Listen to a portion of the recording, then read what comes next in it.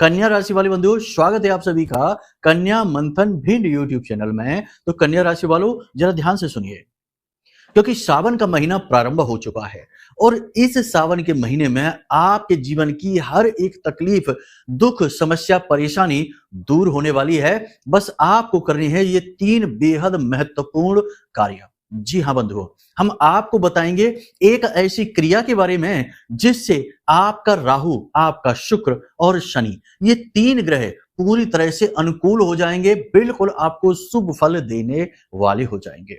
अब आप एक चीज याद रखिए, आपकी जन्म पत्री में या आपके जीवन की स्थिति में राहु चाहे शुभ हो, चाहे अशुभ हो, चाहे कैसा ही हो, लेकिन कहीं ना कहीं राहु की नेगेटिविटी तो जीवन में रहती ही है। आखिर यह कलयुग का समय है। आज के समय में घोर नकारात्मकता चारों तरफ व्याप्त है। ऐसे में राहु की नेगेटिविटी कभी ना कभी, कहीं ना कहीं आपको जरूर परेशान करती है और इसके प्रमाण हम आपको देंगे। तो ऐसे में आपको क्या करना है, इसे अपने अनुकूल जरूर बनाना है। एक बात और याद रखना, जिन लोगों का राहु अनुकूल नहीं है, प्रतिकूल है, शुभ फलदायी नहीं है, उनका शुक्र भी अपने आप खराब हो जाता है। किसी कीमत पर उनका शुक्र अच्छा हो ही नहीं सकता है। और जिनका शुक्र खराब है, उनके जीवन में कभी खुशियां, धन दौलत, रुपए पैसे, उनकी तिजोरियां कभी भर नहीं सकती, सुख समृद्धि कभी आ नहीं सकती। और सबसे बड़ी बात कि उनके जीवन में आंतरिक सुकून, मानसिक शांति कभी महसूस उन्हें हो नहीं सकती। हर वक्त व्याकुलता रहेगी। हो सकता है कि पैसा आए खूब, लेकिन रुकेगा नहीं, एक तरफ से आएगा दूसरी तरफ से निकल जाएगा। पैसे का सदुपयोग कभी नहीं कर पाएंगे। तो ऐसे में शुक्र को, राहु को मजबूत करना बहुत आवश्यक है और शनि को भी अपने अनुसार बनाना बेहद आवश्यक है। और सावन का यह जो महीना है, यह आपके लिए वरदान बनकर आया है। बंधुओं, याद रखना, जीवन में बहुत ही महत्वपूर्ण होते हैं वो दिन जो देवी देवताओं से सीधे जुड़े होते हैं। और ये जो सावन का महीना है, पूरा एक महीना देवों के देव महादेव से जुड़ा है। कहने की आवश्यकता नहीं है, शक्ति का यहाँ पर संचरण हो रहा है। भगवान भोलेनाथ माता पार्वती के साथ विचरण करते हैं, मृत्यु लोक में वास करते हैं। और भोले तो हैं ही बहुत ही भोले भागे। अगर सही नियम विधि विधान से भोलेनाथ का सही तरीके से साधन कर लिया जाए तो भोलेनाथ हर इच्छा मनोकामना को पूरी करते हैं। और हजारों ऐसे लोग हैं, हमने देखे हैं जीवन में, हमारे खुद के भी ऐसे अनुभव हैं कि बहुत सारी व्याकुलताएं जीवन की भोलेनाथ समाप्त कर देते हैं केवल इस सावन के महीने में ही। जी हाँ, तो ये जो समय और काल, सुनहरा समय आपके जीवन में आया है, इसे जाने मत देना। ध्यान से सुनना। पहले तो हम आपके जो नेगेटिव ग्रह हैं, नकारात्मक स्थितियां जीवन की हैं, ग्रहों की वजह से, किसी भी ग्रह से आ रही हो, उसे पॉजिटिव बना देंगे एक क्रिया के माध्यम से। तो इसे करना है। दूसरा, हम आपको एक ऐसी गुप्त विधि बताएंगे जो शास्त्रों में तो है, परंतु लोग इसके विषय में बात नहीं करते हैं, क्योंकि इस विधि से भोलेनाथ बहुत जल्दी प्रसन्न होते हैं और लक्ष्मी माता तुरंत सिद्ध हो जाती हैं। जी हाँ, भगवान नारायण श्री हरि विष्णु के साथ माता लक्ष्मी स्वयं आपके घर में वास करने लगती हैं। लेकिन इस विधि को बताने में लोग हिचकते हैं। कारण इसका यह है कि एक तो अगर कोई व्यक्ति दूसरे को बताएगा तो उसकी विधि असफल हो जाएगी, क्योंकि ये चीज ऐसी होती है जो बताई नहीं जाती, गुप्त रखी जाती है। दूसरा, कोई जानकार व्यक्ति आपको मुफ्त में ये क्यों बता देगा, उसे तो धन चाहिए, क्योंकि इन चीजों के माध्यम से ही तो कमाई भी होती है, तो इसलिए वो नहीं बताएगा। तो लेकिन आप चिंता न करिए, हम आपको बताएंगे, ठीक है। और तीसरा, हम आपको एक ऐसा महा उपाय, उपाय नहीं कहेंगे इसे, उपाय कहने से इसकी मर्यादा जो है ना वो भंग हो सकती है। ये तो बहुत ही शक्तिशाली दिव्य क्रिया है। जी हाँ, महाविद्या से जुड़ी हुई है, ब्रह्मास्त्र विद्या से जुड़ी हुई है। इसे हम आपको बता देंगे। इसे यदि आपने पूरे सावन के महीने में लगातार दोहरा लिया, हम कहते हैं पूरा नहीं, अगर आधा महीना भी आपने कर लिया, तो आपके जीवन में फिर कभी भी असफलता नहीं आएगी, शत्रु नहीं आएंगे, पैसे का क्लेश और मानसिक प्रताड़नाएं नहीं आएंगी। कोई इस संसार में ऐसा बना ही नहीं जो आपको प्रताड़ित कर सके। बंधु, बहुत ही महत्वपूर्ण कार्य है। कुछ विशेष सावधानियों के विषय में भी बताएंगे कि श्रावण के महीने में कौन सी विशेष सावधानियां आपको रखनी है, इनके विषय में भी बताएंगे। बस आपको पूरा कार्यक्रम पूरे धैर्य के साथ देखना है, चित्त के साथ देखना है, समय निकाल कर देखना है, क्योंकि ये जो कार्यक्रम हम बना रहे हैं ना, ये पूरा का पूरा सावन के महीने का, पूरे सावन के महीने को सिद्ध कैसे करना है। देखो, 1 लोटा जल तो सभी भोले बाबा को समर्पित करते ही हैं, शिवलिंग पर ढार कर आ ही जाते हैं, लेकिन उतने से काम बनता नहीं है। काम उनके बनते हैं जो विधियों को जानते हैं, जो तौर तरीके सही रखते हैं, ब्रह्मा जी को भी विधि विधान अत्यंत प्रिय है। तो जो विधि विधान को जानते हैं उनके काम बन जाते हैं और वो चुपके से अपने काम बनाकर निकल जाते हैं, दूसरे मुंह ताकते रह जाते हैं और शिकायतें भी करते रहते हैं कि हमने तो खूब शिव जी को जल अर्पित किया, हमारा तो काम ही नहीं बन रहा है। क्यों नहीं बन रहा है वो भी बताएंगे। मतलब कहने का यह है कि बहुत ही शक्तिशाली कार्यक्रम है, इसे अंत तक देखना आपका धर्म है, आपकी ड्यूटी है, क्योंकि आपके जीवन का उद्धार केवल और केवल आपके हाथ में है। अगर आप कर्म करेंगे, क्रिया करेंगे और गुरु के मार्गदर्शन में चलेंगे तो निश्चित तौर पर उद्धार होगा, लेकिन करना आपको ही पड़ेगा। मार्गदर्शन हम कर सकते हैं, जीवन को बना और बिगाड़ नहीं सकते हैं, ये तो भगवान के हाथ में है और आपके हाथ में। आपके निर्णयों के आधार पर जीवन की दिशा और दशा तय होगी। तो बस आपका कार्यक्रम को इसको अंत तक देखना है, बस इतना सा करके चीजें जो बताएं उन्हें अपने जीवन में उतार लेना है, काम हो जाएगा, ज्यादा कुछ करना ही नहीं है। तो चलिए बंधुओं, महामाई को याद करते हुए कमेंट बॉक्स में पूरे भक्ति भाव के साथ लिख डालिए जय मां भद्रकाली कृपा करो, और भोले बाबा को याद करते हुए हर हर महादेव ये भी अवश्य लिखिए, क्योंकि महादेव और माई दोनों की कृपा मिल जाए तो जीवन धन्य हो जाता है। फिर किसी की आवश्यकता ही नहीं, किसी की सहायता की आवश्यकता नहीं, जीवन अपने आप अपनी इस रफ्तार से दौड़ता है। ठीक है, तो चलिए बंधु, अब यदि भाव माई के लिए गहरा हो तो फिर से वही बात की अपने लिए लिख डालिए कि मैं भी माई के परिवार का हिस्सा हूं। ये बहुत ही महत्वपूर्ण क्रिया है। हम बार बार इस क्रिया को इसीलिए करवाते हैं क्योंकि जब आप एक ही क्रिया को बार बार बनाते हैं, करते हैं, तो एक लय बनती है, और ये जो लय बनती है ना, ये लय आपको उधर जोड़ती है, उस ब्रह्म से जोड़ती है, क्योंकि लय में ही तो भाव निहित होता है। आपने किसी संगीतज्ञ को वाद्य यंत्र बजाते देखा होगा या गाना गाते देखा होगा, तो कितना भाव विभोर हो जाता है शब्दों के वादन से ही, यंत्रों के वादन से ही। तो ये लय बहुत महत्वपूर्ण है। तो ये लय बनाने के लिए हम इसे बार बार आपसी क्रिया को करवाते हैं। ठीक है, यही से भाव उत्पन्न होंगे। खैर चलिए बंधु, अब ध्यान से सुनिए आपको क्या करना है। प्यारे मित्रों, हमारे अत्यंत प्रिय और परम पूज्य अमिताचार्य जी के पास मां बगलामुखी और मां भद्रकाली की साधनाओं का वर्षों का अनुभव है और माता रानी की इनके ऊपर पूर्ण कृपा और सिद्धि है। आचार्य जी ने अपने सटीक कुंडली विश्लेषण और श्रेष्ठतम उपायों के माध्यम से हजारों लोगों के जीवन को खुशियों से भरा है। आचार्य जी का कुंडली विश्लेषण और उपाय करवाने का तरीका इतना अद्भुत है कि जीवन के हर एक दुख और कष्ट का कारण जड़ से ही समाप्त हो जाता है।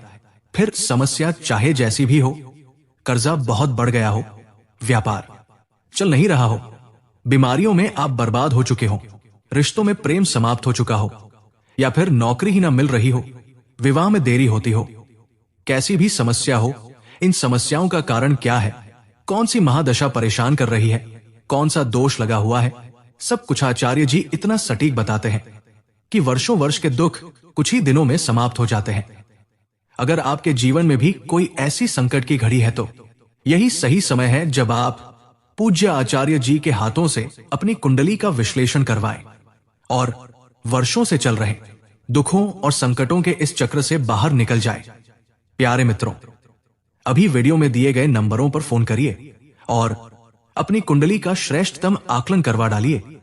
जिंदगी बदलने का ये सबसे बड़ा मौका हाथ से मत जाने दीजिएगा। जय माई की, महामाई आपका कल्याण करे।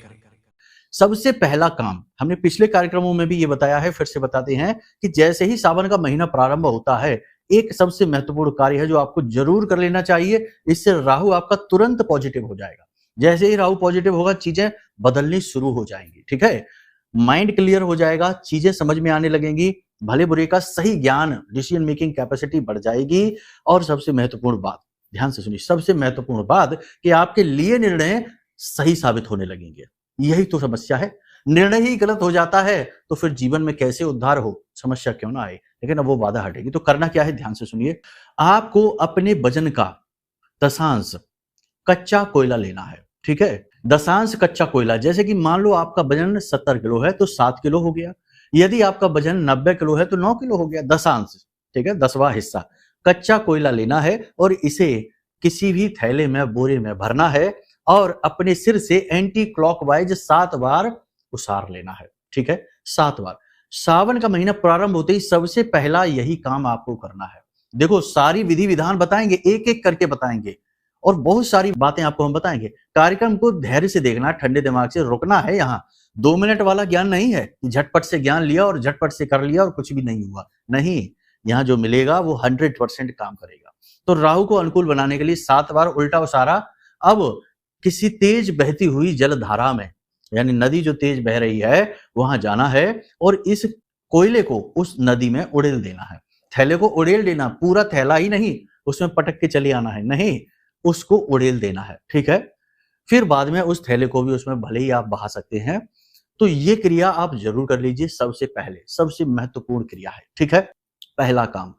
इसके बाद आपको दूसरा काम क्या करना है, ध्यान से सुनिए। आपके घर में जो रोटी बन रही है उस रोटी के 3 भाग करने हैं आपको, क्योंकि अब आपका जो नंबर है वो आया अपने पितृ पूर्वजों को भोजन देने का और अपने देवी देवताओं को, यानी जिन्हें हम क्षेत्रपाल कहते हैं, भैरव कहते हैं, उनको भोजन देने का, और गौ माता जिनके अंदर संपूर्ण देवी देवताओं का वास माना जाता है, उस गौ माता को भोजन आपको देना है। तो क्या करना है, एक रोटी बनाइए अपने घर में और उस रोटी के 3 भाग करिए। एक रोटी के 3 भाग, आधी रोटी तोड़िए उसे गौ माता को दीजिए, उसके बाद आधी जो बची उस आधी रोटी को कुत्ते को खिला दीजिए और उसके बाद बची उस आधी रोटी को, यानी 1/4 रोटी हो गई, उसे अपने घर की छत पर रख दीजिए, कौओं के लिए, पक्षियों के लिए रख दीजिए। ये क्रिया प्रतिदिन आपको करनी है, प्रतिदिन। अब कोई कह सकता है कि अरे आधी रोटी से गाय का क्या होगा, उससे भी 1/4 रोटी से कुत्ते का क्या होगा। अरे ये इतना दिमाग आपको नहीं लगाना है। आप कुत्ते को कुछ और भी बाद में खिला सकते हैं यदि आपको खिलाना है, गाय को आप चारा भी खिला सकते हैं अगर आपको खिलाना है, लेकिन फिलहाल ये क्रिया है, अन्न का ये दान है, इसे आप जरूर करिए, ठीक है। तो दूसरी क्रिया ये बहुत ही महत्वपूर्ण है। तीसरी क्रिया सबसे महत्वपूर्ण है, सबसे महत्वपूर्ण क्रिया, अपने घर में कलश स्थापित जरूर करिए, ठीक है। हम पहले ही आपको बता देना चाहते थे लेकिन भूल गए बताना। कोई भी महत्वपूर्ण दैवीय शक्ति से जुड़ा हुआ जब समय और काल आता है, जैसे नवरात्रि आते हैं, जैसे श्रावण आते हैं, जैसे गणपति आते हैं, पितरों का भी समय आता है, पितरपक्ष आता है, उस समय और काल पर आपको कुछ समय पहले से ही या फिर कम से कम उस समय में अपने घर में कलश स्थापन जरूर कर लेना चाहिए। कलश स्थापन केवल यही नहीं कि माता लक्ष्मी के लिए किया जा रहा है। देखो हम आपको बताएं कि माता लक्ष्मी ही भगवती हैं, माँ भगवती हैं जो अलग अलग रूपों में प्रकट होती हैं। ब्रह्मा जी के साथ माता सरस्वती बनकर, नारायण श्री हरि विष्णु के साथ माता लक्ष्मी बनकर और भोले बाबा के साथ मां शक्ति बनकर प्रकट होती हैं। तो ये इनके ही अलग अलग रूप हैं, इनकी विराट रूप के अलग अलग छोटे छोटे अंश दृश्य मात्र हैं। तो आप ये कंफ्यूज ना होइए कि लक्ष्मी कलश की स्थापना की यहाँ क्या आवश्यकता है, नहीं, आप करिए, जरूर करिए। तो क्या करना है आपको, आप एक मिट्टी का पात्र लेकर आइए, छोटा सा कलश घड़ा जैसा, उसमें जल भरिए और उस जल में आप थोड़ी सी हल्दी मिला लीजिए, तुलसी मैया की जड़ से थोड़ी सी मिट्टी लेकर आइए, उस मिट्टी को मिला दीजिए और एक सिक्का उसमें डाल दीजिए, कोई भी एक सिक्का डाल दीजिए, ठीक है। उसके बाद उसमें एक इलायची डाल दीजिए। बस इतनी सामग्री आपको डालनी है, उसे ढक कर वहां रख दीजिए और उसके ऊपर पात्र जो रखेंगे अन्न उसमें डालकर रख दीजिए, यानी एक ढक्कन जैसा आता है उसके ऊपर आप अन्न रख दीजिए। अब आपको प्रतिदिन क्या करना है कि सुबह के समय, ठीक है, सुबह के समय आपको इस पात्र का जो अन्न है उसे एक जगह इकट्ठा कर लेना है, कोई थैली रख लीजिए, उसमें इकट्ठा कर लीजिए, फिर से नया भरेंगे।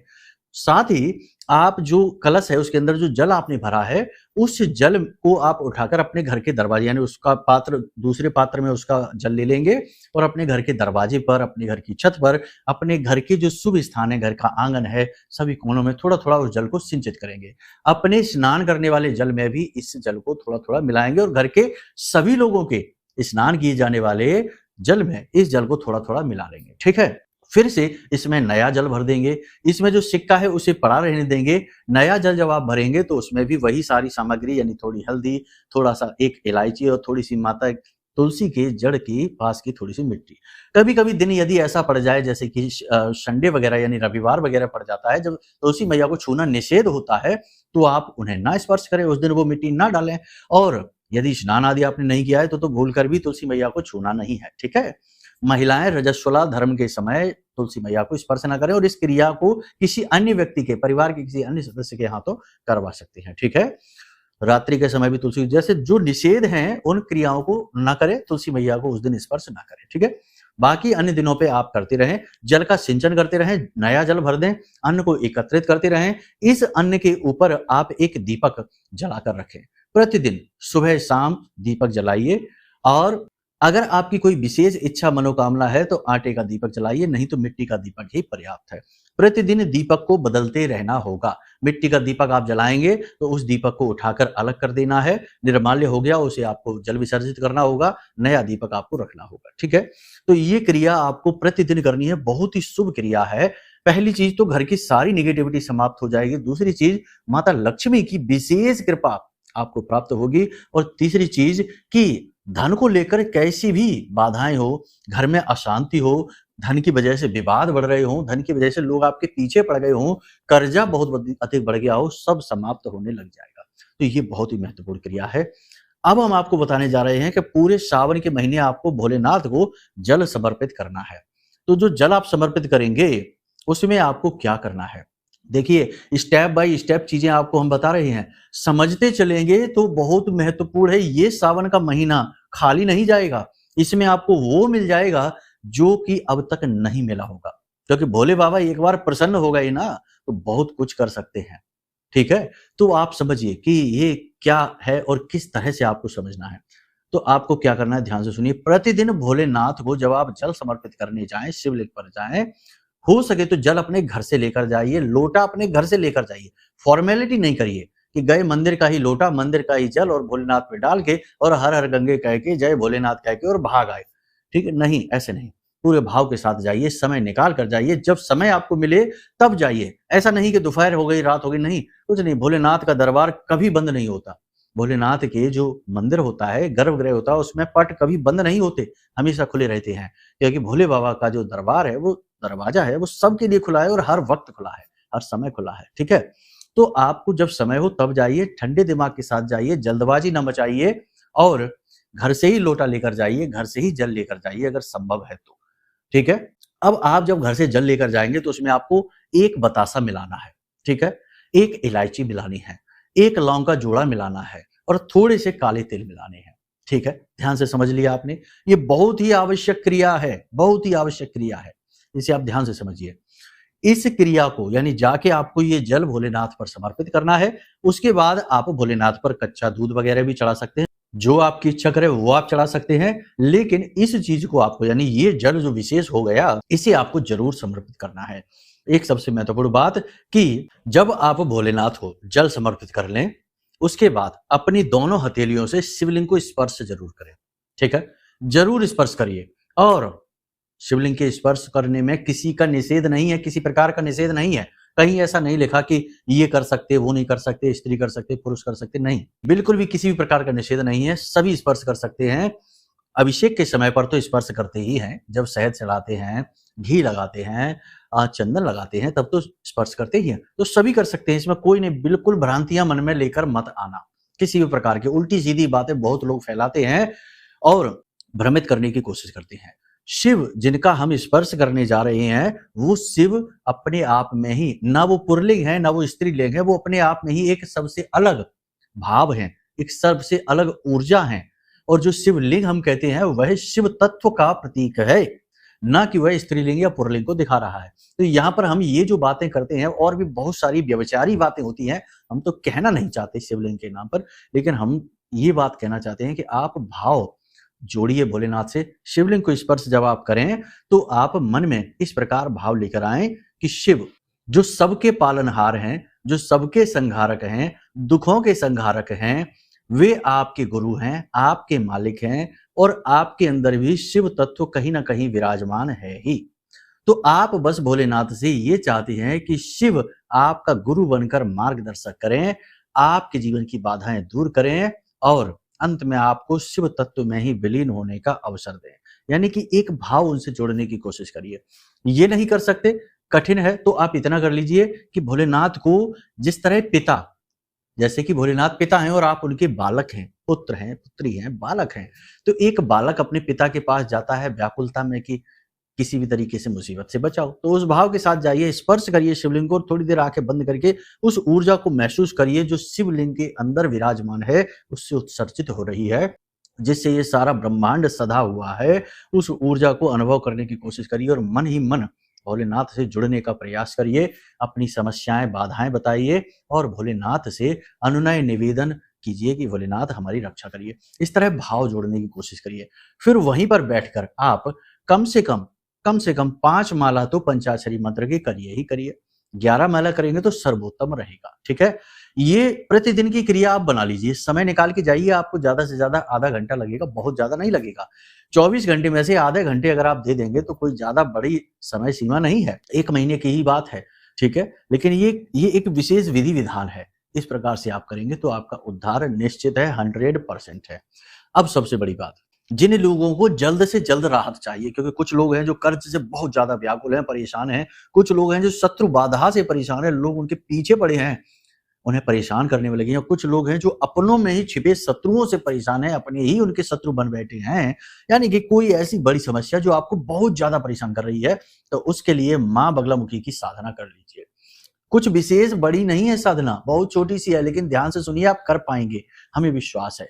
तो आपको करना क्या है, ध्यान से सुनिए कि रोज़ रात्रि के समय 9 बजे से 12 बजे के बीच कभी भी, क्योंकि शक्ति की साधना रात्रि में होती है, तो रोज़ रात्रि के समय आप अपने घर में माई की फोटो चौकी पर विराजमान करिए और माई के सामने पंचोपचार से पूजा करिए, प्रसाद, धूप, दीप, नैवेद्य आदि अर्पित करिए। उसके बाद कवच आपको हम देंगे, उस कवच का 7 बार पाठ करना है, ठीक है ना? 7 बार पाठ प्रतिदिन करना है। अब कोई कहेगा कि हमारे तो गुरु नहीं है, हम कैसे साधना करें? तो हम आपको बता तो रहे हैं। जब हम आपको बता रहे हैं तो इस नाते हम ही गुरु हो जाते हैं। जो मार्गदर्शन करता है वही तो गुरु होता है। मार्ग दिखाए वो गुरु है। दूसरा कि आप भोलेनाथ को अपना गुरु बना लीजिए। सबसे अच्छा सरल मार्ग है, जिसका कोई नहीं उसका महाकाल है, ठीक है? भोले बाबा उसका है, उसका साथ निभाते हैं।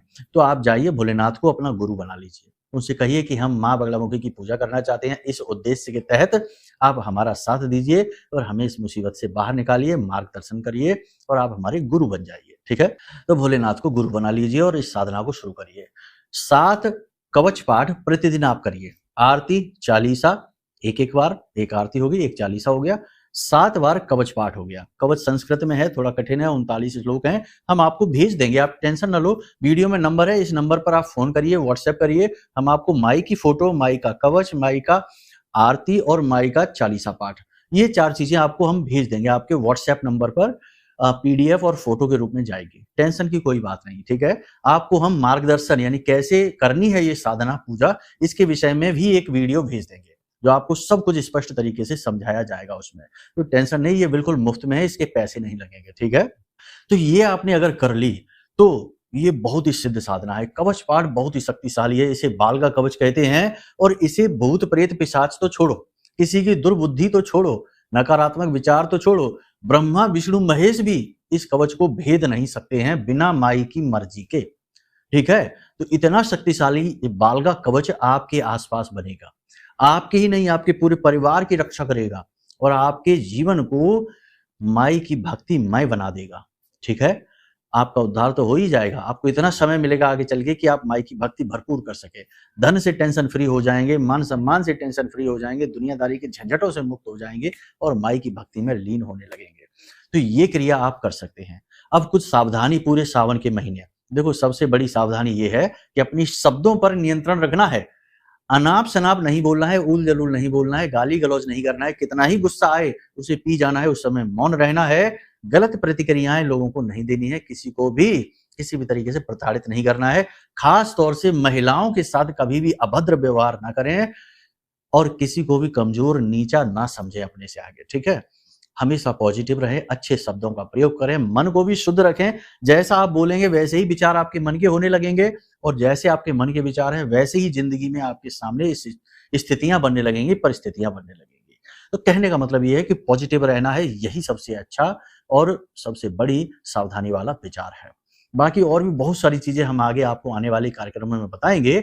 अब यदि कुंडली का विश्लेषण कराना चाहते हैं, विशेष तौर से बाधाओं से मुक्ति चाहते हैं, तो चिंता न करिए, अपनी कुंडली की डिटेल हमें भेज दीजिए, नंबर वीडियो में दिए गए हैं, इन नंबरों पर फोन करिए, व्हाट्सएप मैसेज करिए और अपनी कुंडली की डिटेल भेज दीजिए। आपकी डिटेल नहीं है तो आपके बेटा बेटी भाई बहन किसी की तो होगी, किसी के भी आधार पे आपकी कुंडली हम निकाल के आपको दे देंगे और आपकी कुंडली की बाधाएं, योग युतियां, नकारात्मकताएं और जो आपको बाधा कारक योग बने हुए हैं दोष हैं कुंडली के, उन्हें बताकर सटीक उपाय आपको दे देंगे। आपका उद्धार हो जाएगा माई की कृपा से। सावन का विशेष महीना है, अब तो भोलेनाथ की भी कृपा आपको मिलेगी। बिल्कुल टेंशन फ्री रहिए, ठीक है। कोई विशेष अनुष्ठान वगैरह है जब हम करेंगे तो पहले ही पूर्व सूचना आपको दे देंगे, चाहे तो आप उसमें भी शामिल हो सकते हैं। वैसे पूरे सावन के महीने हम रात में तो विशेष अनुष्ठान करते ही हैं, लेकिन आपको शामिल होने के लिए कोई विशेष तिथि समय अवश्य बताएंगे, उसमें आप शामिल हो सकते हैं, ठीक है। माई की आपके ऊपर कृपा बनी रहे। महादेव भोलेनाथ आपकी हमेशा रक्षा करें और आपके पालक बने, आपके गुरु बने, आपके संरक्षक बने। बस यही हम महामाई से कामना करते हैं। तो चलिए बंधु, आज के इस कार्यक्रम को यहीं विराम देते हैं। जो बातें बताई हैं उन बातों को भूलना नहीं है, जीवन में उतारना अवश्य है, तभी उद्धार होगा, ठीक है ना। कर्म आपको ही करना होगा। चलिए बंधु, हमेशा मुस्कुराते रहिए, सकारात्मक रहिए, महामाई पर आस्था और विश्वास बनाकर रखिए, क्योंकि आपका उद्धार तो वहीं से होना है। तो प्रेम से बोलिए जय माई की। हमारे प्रिय और परम पूज्य आचार्य जी ने अपनी साधनाओं के अनुभवों पर आधारित शक्तिशाली उपाय और क्रियाओं के माध्यम से हजारों लोगों के जीवन को पूरी तरह से बदला है। आचार्य जी के द्वारा बताया गया हर एक उपाय इतना सटीक और कारगर होता है कि जो भी इसे पूरे भाव के साथ कर लेता है उसे साक्षात महामाई की कृपा और आशीर्वाद प्राप्त हो जाती है। इसलिए निसंकोच इन उपायों को पूरे भाव के साथ करिए, आपका कल्याण होगा। जय माई की।